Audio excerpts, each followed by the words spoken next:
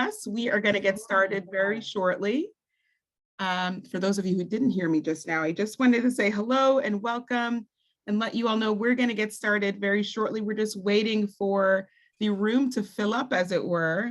The numbers keep climbing, so we're just going to wait a few seconds and wait until we see some leveling off so nobody misses anything.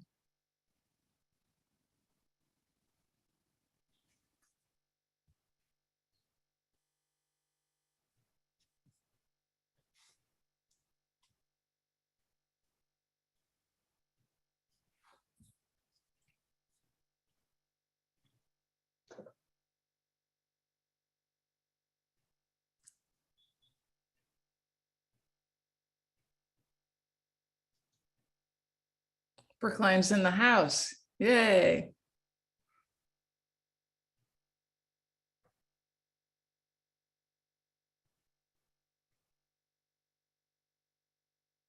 All right, those numbers are still climbing a bit, but it seems like we're leveling off. So we will go ahead and get started. Oh, still climbing.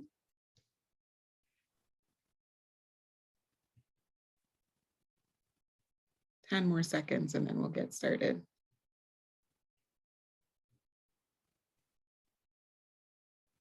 Argentina. Yeah. I saw Tel Aviv. I saw England. We are going to have a grand old time together from all over the world. We've got folks coming. All right, so we are going to dive in. We may have some folks continue to join us over the next minute or so. And depending on how fast everybody's internet connection is, we'll see, how long it takes them to buzz in. So my name is Shamika Cameron. I'm one of the admissions officers here in the Office of Admissions and Financial Aid at Harvard College. Welcome, congratulations to you lovely, lovely students and supporters, parents joining us from all over. We are so thrilled to have you and hope that you take this opportunity to learn as much as you can about this special place and the people who make it so special. I am joined by our wonderful folks who are here to answer your questions. I'm going to hold on a bit before I introduce them and just kind of give you some information that's going to help us make the best of this session together. So just so you all know, I am joined by two admissions folks, and between the three of us, we'll be trying to work on anything that comes up technically in the background so that this experience is as smooth as it can be for all who are around. This meeting is being recorded. Closed captioning will be available. And as you may all note, you have the option to use the Q&A feature. We are going to ask you to do that in order to ask your questions. So though the chat is there and some of you are starting to say hello and greet each other, if you want to ask your official question, you should do so using the Q&A feature. And our lovely panelists here will use that Q&A feature to pull questions from, and we'll be answering them live. So with that being said, I want to introduce our Chief of Staff, Patty Bellinger, who is a Harvard alum, class of 1983, hometown Stratford, Connecticut. Any Stratford folks in the house? I'm sure we have some, and has been at Harvard Business School, Harvard Kennedy School, before working for President Bacow. So she knows Harvard through and through. Fun fact, she got a pandemic puppy, just like so many of you all out there. And her puppy's name is Blue. So we don't see Blue with us this afternoon, but maybe Blue will make an appearance. So I'm going to turn it over to Patty, who's going to introduce President Bacow, and she's going to take it from there with your questions. Thanks so much, Patty. Thank you so much, Shamika. Great to see you, and welcome to everybody. I think we've got nearly 500 people in the house already from all over the world, which is super exciting. And we're here to answer questions. So let me introduce my boss, our president, Larry Bacow, who is known as Larry. Everybody calls him Larry. He doesn't go by president, but that's his title. He is from Pontiac, Michigan. I'll tell you one fun fact about him. He has had a long career at MIT. Then he was the president of Tufts. before he came to Harvard as the president. He was already affiliated with Harvard. In 2018, he has an undergraduate degree from MIT and 3 graduate degrees from Harvard, law, PhD, and also a master's. The fun fact is Larry, except for 2 sabbaticals, has lived in a 4-town radius, basically around Harvard, for his entire adult life since he came to MIT at 18. So it's kind of hard to go anywhere with him because he literally knows everybody everywhere in the vicinity. So he's a very social guy and he loves students. He advises students and is really looking forward to answering your questions. So Larry, over to you for some remarks before we start taking questions. Well, thank you very much, Patty. I'll try and be brief. First, let me say welcome to everybody, at least virtually. It seems like I've been saying that too often for the last couple of years, but the good news is that things have really returned to normal on campus. We have students back in classes and in the houses, attending every kind of event you might imagine. And for those of you who are fortunate enough to come here in person, you'll get to see that in person. I suspect all of you have been doing far too many things virtually as well for the last several years. But as I say, things have returned to normal. Let me also say congratulations to each of you. And when I say that, not so much for getting into Harvard, although that's always nice, but rather for having this long, arduous college admissions process almost over and completely behind you. From your at least junior year, you've probably been worrying about where you were going to go to school, looking at schools either online or in person, answering a gazillion questions from your friends and family members about where you were applying, filling out God knows how many applications and then waiting. Well, this process is now almost over. Now all you have to do is just decide where you're going to go to school. Obviously, we have an interest in that, but I'm also here to tell you that if you got into Harvard, you probably got into a lot of other great places, and you probably can't make a bad decision. So I would relax a little bit as you think about it. And also, I would tell you that very few decisions in life are actually irreversible, and this is not one of them. So I hope to be able to answer your questions. I hope that many of you will actually get to visit the campus in person. But even if you don't, that's actually not the end of the world. As Patty said, I went to that small New England technical school just down the road at the other end of Massachusetts Avenue. Actually, in the interest of full disclosure, I should tell you, I never even thought of applying to Harvard College when I was thinking about going to college. But I never set foot in Cambridge, Massachusetts until I showed up for my first day of orientation. And I survived. You guys will too. So let me just stop there, turn things over to Patty. Hope people have been asking questions in the question and answer box, and we will try and respond as best as we can. So Patty, does anybody have a question? So far, I'm looking for questions, but I'm not seeing any except for what you should bring to Visitas, which I will leave the Visitas team to be aware of that question and answer it later. So while I'm waiting for questions to come in, I'm sure they're all listening avidly to you, Larry. I'm going to ask you one myself. So as you pointed out, these very bright young people have some decisions to make and some choices to make. And as you said, they're undoubtedly been admitted to lots of great places. What's your pitch? What's your best pitch for why they should come here? Oh, why come to Harvard? There are lots of reasons to come to Harvard, but probably the 2 best reasons I can give you are the other people who are on this Zoom session, your future classmates who are amazing people and you're going to learn a lot from them. You'll probably learn as much from them as you will from the faculty. And the second reason that you should come here is because of the rest of the people that you're going to learn from, the faculty. There are many great places to get an education in the United States, but getting one here is pretty extraordinary. You'll meet amazing people. There are an incredible number of interesting people who visit our campus on a regular basis. So even when you're not going to class or you're not spending time in class or studying or anything else like that. There are lectures and seminars, world leaders who are coming to this place all the time. And I would also tell you that Boston is one of the absolute great college towns in the world. It's second to none in that respect. But I don't want to oversell it candidly, because I think Harvard sells itself. And my guess is that most of you won't need too much convincing. So, but come here because of the people. Come here because of your fellow students, the faculty you'll encounter, and the staff. And I guarantee you won't be disappointed. Thanks, Larry.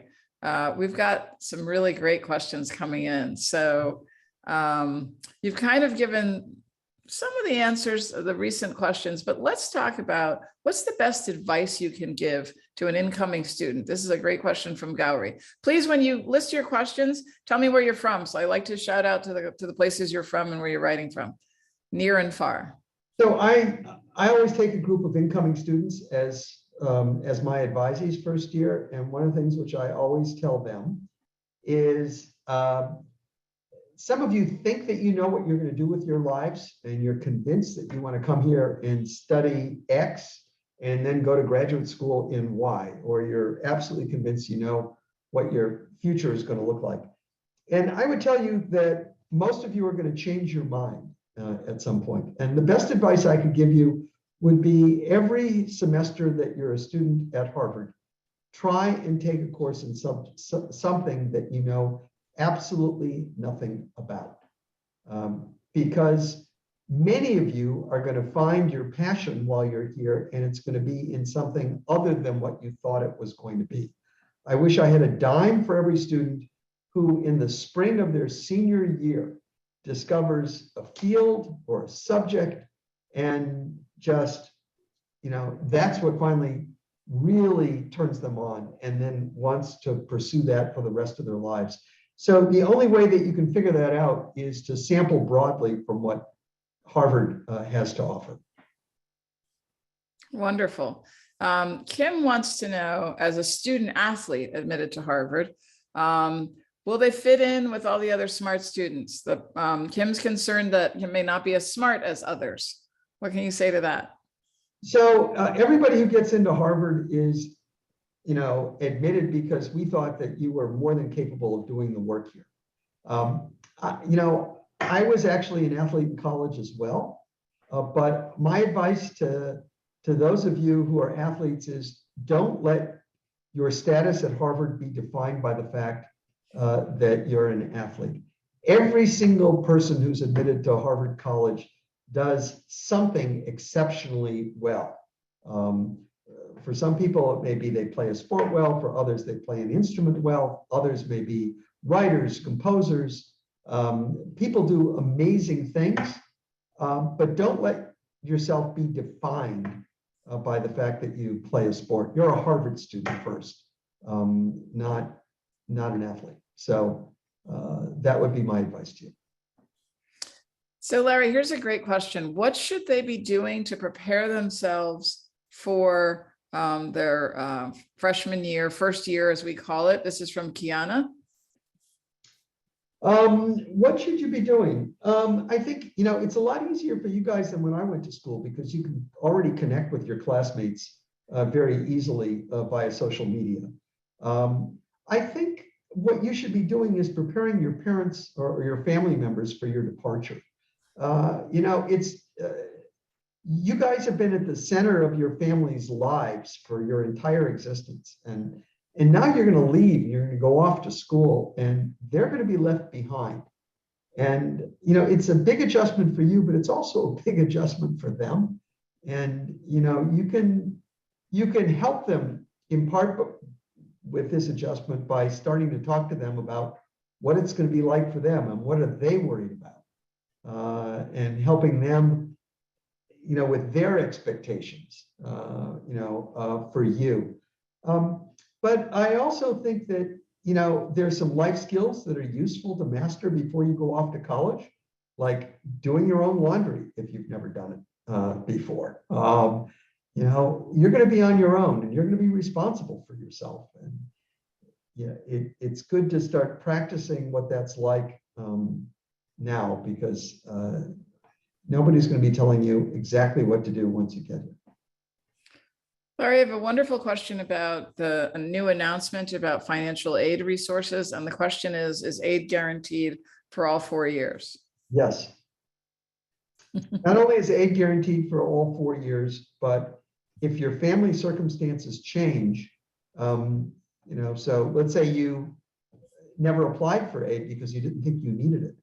And suddenly, a parent may lose their job. Sadly, people get sick, and you find that you need help.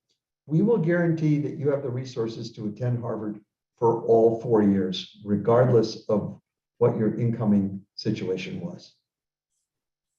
Wonderful. So Larry, what made you go to Harvard for graduate school? This is from Ryan. Well, Ryan,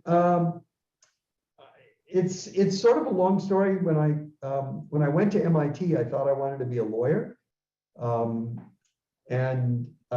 So Harvard had a pretty good law school.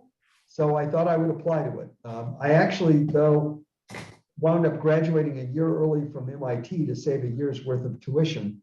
It was too late to apply to a law school then. And I had a faculty member at MIT who encouraged me to apply to a new program that was starting at the Kennedy School. And so I did. I had cross-registered when I was at MIT to take a course at Harvard. The course is actually taught by a faculty member who would become one of my mentors when I was in graduate school. Another reason to come to Harvard is that you can cross-register and take courses at MIT. So you get the best of both worlds if you come here. So, but that's why I came to Harvard for graduate school. It had, pretty much the best law school in the world. So. All right, thanks, Larry. So Kathleen from Princeton, another area with a small school down the road from us, wants to know what some of your favorite Harvard experiences are. Oh, well, obviously there are a lot. Actually, move-in day is a lot of fun. You will find Adele and I out there in our T-shirts helping you guys move in. It's fun to be able to welcome students every year. That's always very special. It is fun to, occasionally I will just drop into Annenberg where you guys will have, breakfast, lunch, and dinner your first year. And I'll just sit down at a table and I'll talk to students. I'm a runner. Actually, today is the Boston Marathon. I've run it 4 times. Obviously didn't run it today, but occasionally I'll run with students. I look forward to that. The Harvard-Yale game is something not to be missed. The head of the Charles Regatta, also not to be missed. And then I have to say, of course, you guys will have to wait 4 years to get to it. Commencement is just a very, very special time. Seeing students and their families after 4 years, seeing how students have grown and seeing the pride in their families as they watch them graduate. So those are all fun things.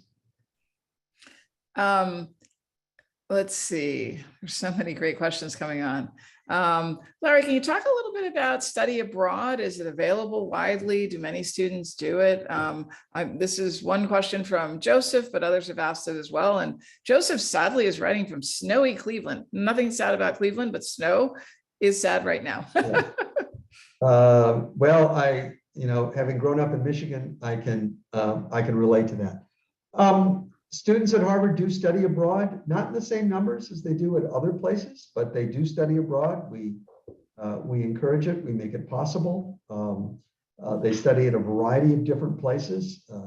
It's easier for some students than others, depending upon what they happen to be concentrating in, but it's certainly possible. Larry, there's some great questions about faculty. So Richard from Highland Park, staying with New Jersey, asks how accessible faculty are at Harvard. And Kento asks, it says that they would like to hit the ground running with research opportunities. When is it a good time to reach out to professors and labs? So, I was asked earlier for advice. The other thing that, and this relates to faculty, the other piece of advice that I give my students, and so I'll give it to you guys, is I think the single best predictor of whether or not a student has a spectacular experience in college, wherever they wind up going, is if they get to know at least one faculty member well enough so that they stay in touch with them for the rest of their lives. And that's actually, we make it easy for you to do that. You'll be assigned, advisors, both as first-year students, but also as upper class students once you declare a concentration. For those of you who want to do research with faculty, we organize activities actually during orientations or during orientation where faculty and others come out and talk about opportunities for you to work collaboratively with them. If you want to get to know a faculty member, the best thing to do is to go up after class and just ask them about their research. Faculty love talking about their research. I think it's very easy to get to know faculty, but you have to take the initiative. We also create opportunities for students to interact with faculty in the houses as well. There are programs in which, faculty come to dinner and to meals on a regular basis. If they're affiliated, they're faculty affiliates in each of the upper class houses. But there are also special events in which students are invited to invite a faculty member who they are currently taking a class with to come and have dinner with them as well. So very, very easy to meet faculty. And, my life was changed by a conversation that I had with one of my professors in the fall of my sophomore year in college. That professor became my mentor. He was the one who encouraged me actually to go to graduate school at Harvard. He was the one that encouraged me to cross-register and take a course at Harvard. He's now 96 years old, and I'm still in touch with him from time to time. Wonderful. I've got a question from Zainab from one of my favorite countries, Tanzania. And Zainab wants to know what advice you have for international students coming to Harvard. For an international student coming from Africa, get a warm coat as soon as you get here. Get boots, learn how to dress for the cold because it will be upon you before you get here.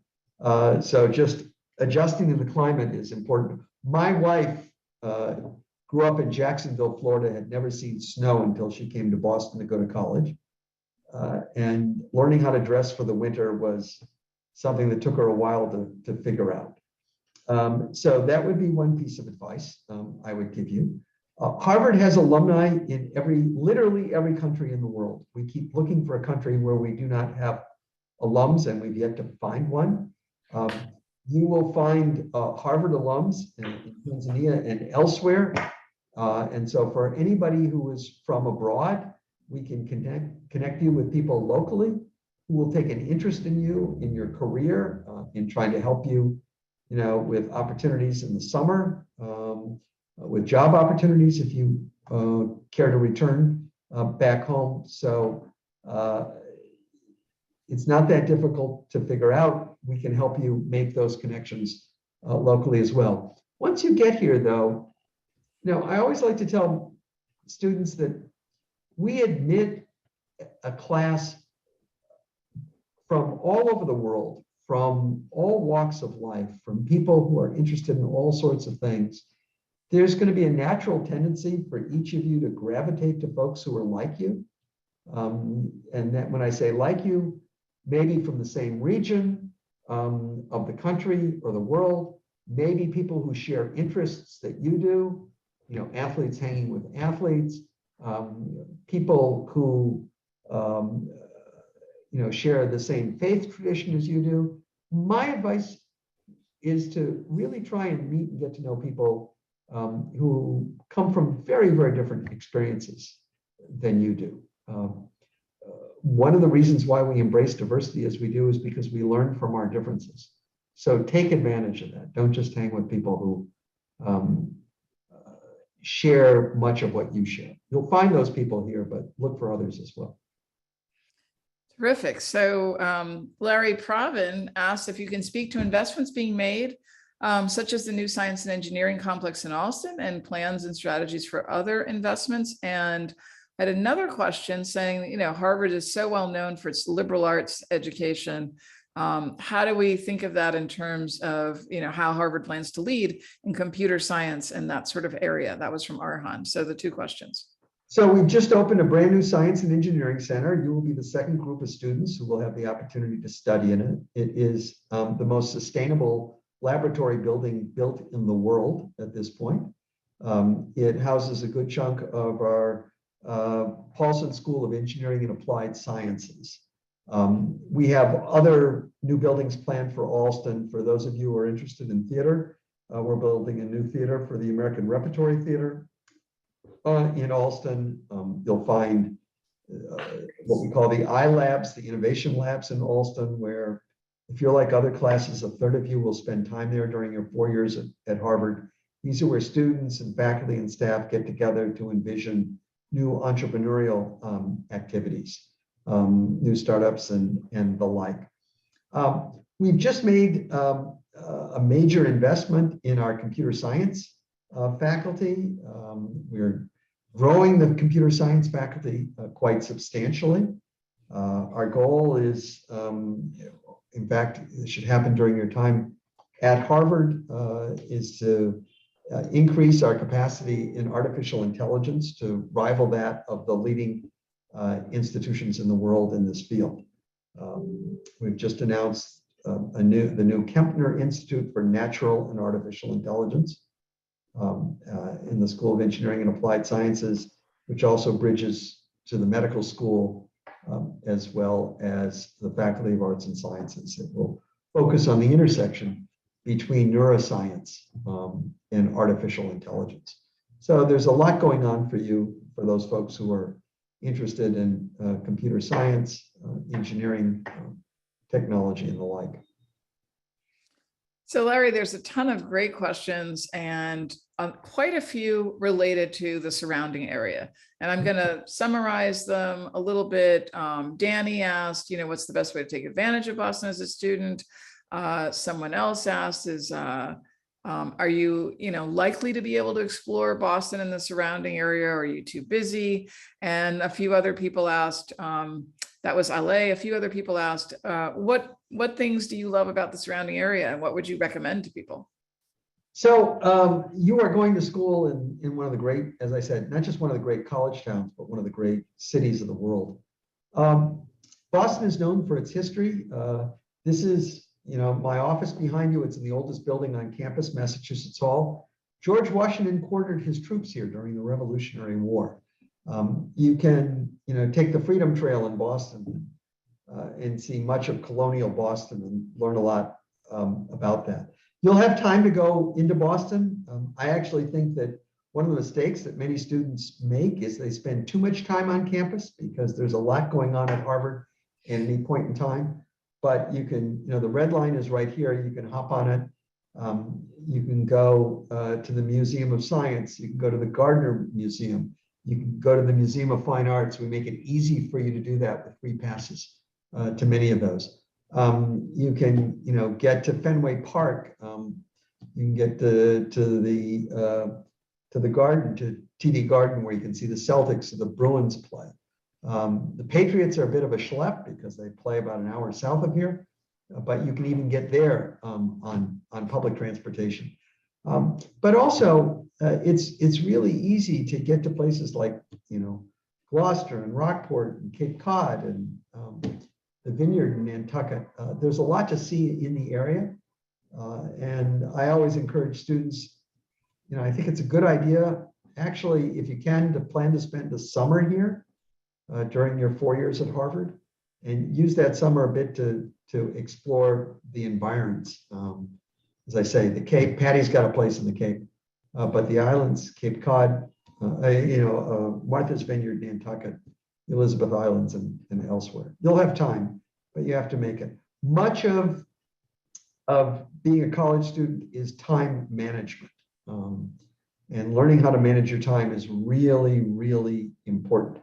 Somebody's always going to be saying, do you want to go do this? And there'll be lots of interesting things to sort of distract you. The advice I give actually to my first year students is to try and treat college like a 9-to-5 job. So that, you know, from 9 o'clock in the morning until 5 o'clock in the afternoon, you don't have a class, you're actually studying or doing homework.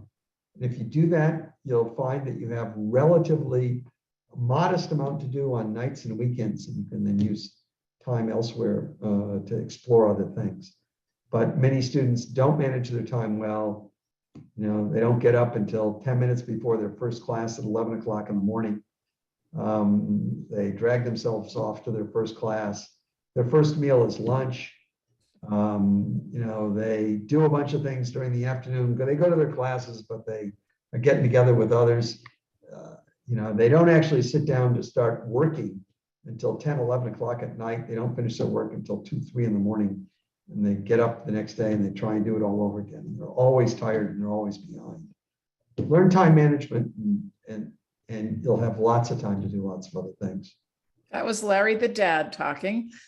So we have a wonderful question from Xander from Kansas City. And Xander wants to know about additional resources available to first-gen students. And if you have any advice for first-gen students, especially, and as Xander notes, especially considering the number of legacy students at Harvard. So, you know, students from affluence. So can you speak to that? I know it's near and dear to your heart. Great question, Xander. We run a special orientation program for first-gen students, which I would strongly encourage you to partake in. There are a lot more of you than you think there are. So there are lots and lots of people in precisely the same situation that you are. The orientation is run by upper-class students who have, you know, who are passing on the wisdom that they've acquired because they've already been through this drill previously. And there are lots of people here to support you in the office of, you know, the Dean of Students office and elsewhere. We try and ensure that that people have the resources so that you can take advantage of the other opportunities that more affluent students might have. We, you know, provide startup grants to incoming students so that if you want to go, you know, to a concert with your classmates, you've got money to do that. If you want to go, not eat necessarily in Annenberg, but go into the square or into Boston for a meal, you can do that. You can do that as well. So we're here to support you. And, you know, if you've got questions, ask. Everybody, there's a perception that everybody else has got this place figured out. In fact, you know, everybody's in it together. And even the people who seem to have all the answers usually don't. And, you know, the thing that Patty didn't tell you about me is that both of my parents were immigrants. They actually were both refugees coming to this country.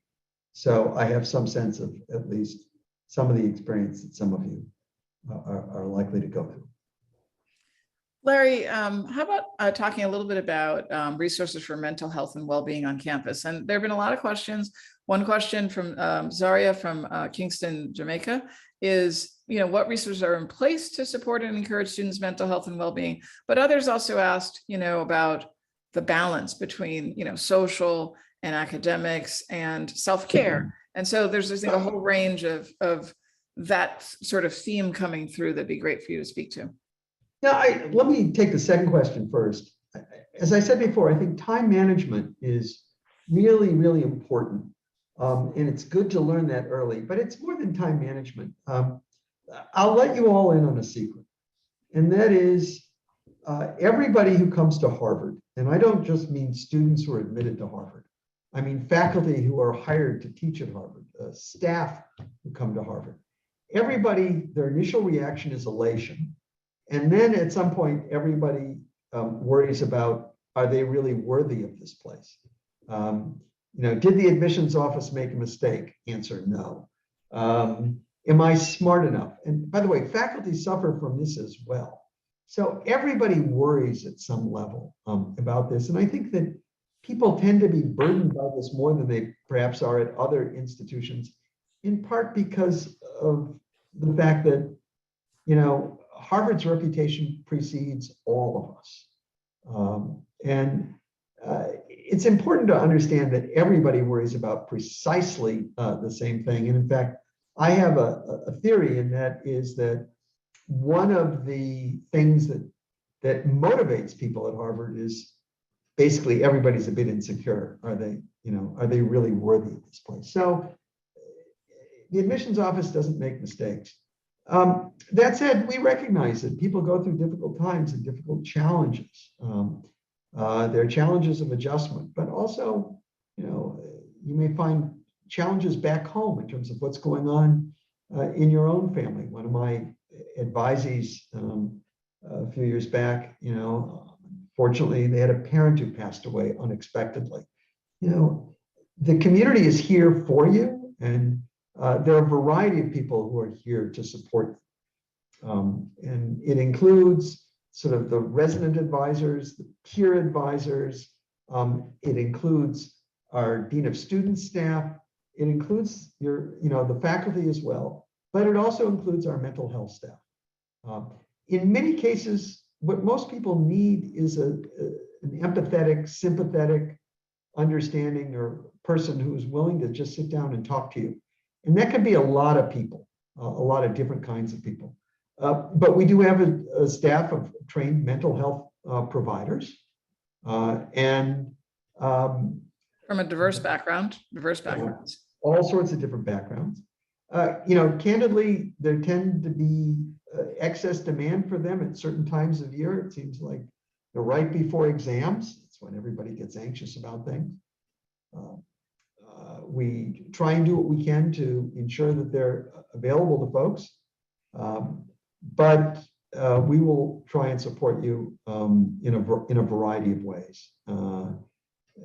And as I say, there's a whole system of support, not just trained mental health providers. In addition to those, there are a lot of other people. And based upon my time at both Tufts and MIT, I would tell you that our system relative to other institutions is very, very robust. I just want to give a little shout out to the hilarious threads going on in the chat among the Canadians. Very funny. People are wishing they were Canadian. I will say that I'm not, I'm too old to understand all of it, but I know that my kids would. So all sorts of stuff going on over there too. That's really funny. Got some really great questions. And I know, Larry, this too is near and dear to your heart and that you'll want to speak to around our work on the environment, the climate crisis, sustainability. So from Elodie in England and Fatima from Connecticut, the questions are, how are we involved as an institution? Are there opportunities for undergraduates to get involved? What can you share about Harvard's work on the environment and sustainability? So great question. Patty mentioned that I taught at MIT for 24 years. I taught environmental economics and environmental policy. I was the Martin Professor of Environmental Studies. I chaired the Council on the Environment at MIT. I was the founder of something called the MIT Center for Environmental Initiatives. So this is something which I care about a lot. We have a vice provost for environment and sustainability, for climate and sustainability, excuse me. His name is Jim Stock. Jim is the former chairman of our economics department. Jim is an environmental economist and an energy economist. He served on the Council of Economic Advisors in the Obama administration. His portfolio in the White House was climate, energy, and sustainability. We have programs at Harvard which students get involved in quite regularly in the Office of Sustainability, which works to try and minimize our consumption of energy, water, waste, production of waste, to encourage recycling. So there are lots of opportunities to get involved there as well. There's courses that you can take. There's research opportunities for students as well. So we have concentrations that are tailored to students who are interested in the environment. And again, it depends upon which aspect of the environment that you're interested in, whether or not it's environmental science, environmental policy, environmental economics, environmental engineering. You can do just about anything at Harvard. Terrific. And I think that you can do just about anything also speaks to a lot of questions about the breadth and depth of opportunities that are out to be, that you can study really at Harvard. So I'm going to combine two great questions. So from Nene from Georgia, the country, not the state. Nene asks about what your favorite Harvard value is. And Mariana from Columbia asked, what do you, actually, I'll go to LA first. Your favorite part of being Harvard president. I'll save two other ones for later. So the value is easy. It's our motto. It's Veritas, truth. This university exists to promote truth in every possible form, and that has consequences for each and every one of you. I always like to distinguish truth from facts, and facts are incontrovertible, but truth needs to be revealed. It needs to be understood. It needs to be discovered. And the only way that you can truly be committed to truth is if you're willing to engage with people who think differently than you are, if you're willing to change your mind in the face of a better argument, in the face of new information, new data. And this is, in fact, why you are coming here. You're coming here, candidly, to learn how to interrogate what you believe and what you understand and how you see the world. And that's why we exist. And as I like to say, we believe in truth, whether or not we're trying to understand the origins of life or alternatively, the meaning of life. So that's my favorite Harvard value. What's the best thing about being president of Harvard? Oh, other than working with Patty? Sorry, Patty, I couldn't read. I would have expected nothing less. I get to meet a lot of really interesting people, and sometimes these people are our students. I just met a fascinating student who came in to see me this afternoon. Sometimes it's learning about the amazing discoveries that our faculty are making. Early on in this pandemic, it became clear that our faculty were working on vaccines. 2 of the 3 vaccines in use in the United States originated in Harvard Medical School laboratories. Hearing about that early, in the earliest stages is really, really interesting, as well as other discoveries. I have a picture outside my office, which hangs, which is the very first image in the history of the world of a black hole, which was done at the Harvard Smithsonian Observatory. Getting to talk to people who are the very, very first ones to have learned something or seen something that nobody in the history of the world has ever learned or understood or seen is just a privilege. And then, as I said, I grew up under very modest circumstances in Pontiac, Michigan, and the opportunity from time to time to meet and welcome to this campus world leaders is a special treat. So. Thank you, Larry. I noticed that Catherine in the chat says she's gotten more MIT follow requests than Harvard ones. So I have to ask the newly admitted class to address that immediately and start asking Catherine to follow you so that we don't have Catherine feeling less loved by Harvard than MIT. I also wanted to address one quick question that Nene had about the host family program. Harvard does run a wonderful host family program, which I've participated in. I've had hosted. So basically local families, often people from the community, Harvard community, are host families for holidays, et cetera, for students who come from out of the country. So it's a wonderful program. It's alive and well. I'm going to kind of wrap up with 2 last questions, Larry. One is on the COVID situation, which Karen acknowledges is constantly changing, but wondered if you could speak to anticipated COVID guidelines for fall. And then I've got a great question as a last question from Mariana from Columbia. So with respect to COVID, this virus has proved to be incredibly durable and far less predictable than we would have ever imagined. And I wish I had a crystal ball and I could tell you exactly what the fall will look like. I can't. I will tell you that, to a first approximation, our entire student body is vaccinated. I mean, very few people who aren't. Our staff and faculty everybody's almost completely vaccinated. But this virus continues to spread throughout the world, and as it spreads, it mutates. and we won't be able to predict how it will mutate in the future. So we'll have to see. We have something called the University Coronavirus Advisory Group. One of the nice things about being president of Harvard is that the world leaders in infectious disease, in virology, in epidemiology, and public health, many of them are on our faculty. And we turn to them and rely upon them for advice. And so in terms of where this goes, I can't tell you where it's going. I'm just a lawyer and an economist, but I rely upon people who are more knowledgeable than I am to sort of inform me when they think it's time for us to make changes in our protocols. We have always put public health and safety first, and we'll continue to do that. Thanks, Larry. So I have one last question of the many that I had to pick and choose. So sorry to those whose questions were not asked. Let me just say one quick thing. Some of you were asking incredibly specific questions about dates and timing of financial aid packages and signups for various things. So I think you have to log into Crimson Connect. Is that right, Shamika? Crimson Connect.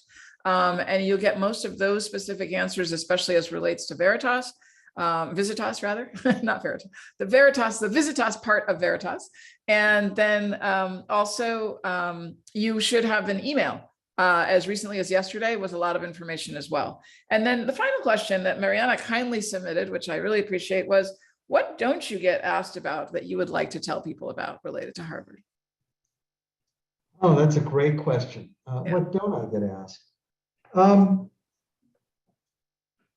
It's right after commencement, we will have reunions, and reunion classes going back, 65 years will be coming back to Harvard. And it's really, really interesting talking to them about their lives. And this is something which I'm actually sensitive to, because this is my 50th reunion class this year for myself at MIT. So we always ask alumni, and every university does this, to write about their life and how it's unfolded. And what's interesting to me when I read those and when I talk to my classmates is how, for the vast majority of us, we never could have predicted what we would do or where we would wind up. I think so much of life is a series of fortuitous accidents. And at this point, many of you are probably contemplating, what are you going to study? What do you want to do with your lives, with your careers? And when I read these things, what I realize is that, a career is only knowable in retrospect. On the day you retire, it all makes sense. But up until then, as the saying goes, man plans, or women plan, and God laughs.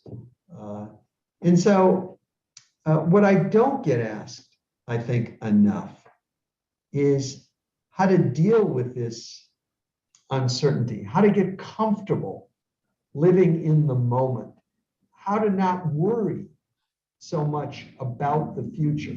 You have your whole lives ahead of you, and that future will unfold in ways that you never, ever could have imagined at this point in time.